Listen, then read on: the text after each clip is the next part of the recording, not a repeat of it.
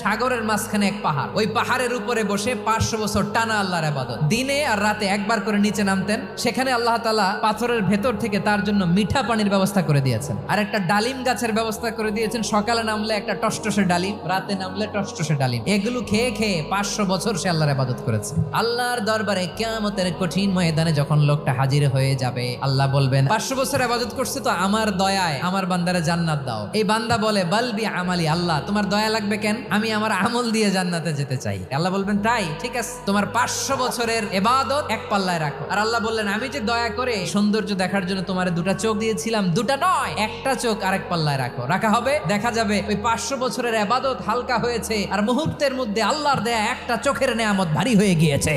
ফলাফল দেখো, হিসাব বলে তুমি এখন জাহান্নামে যাবা, যাও এবার জাহান্নামে যাও। এবার লোকটা কাচুমাচু করে বলে আল্লাহ এবার আমি বুঝতে পেরেছি তোমার দয়া ছাড়া দুনিয়ায় কেউ জান্নাতে যেতে পারবে না।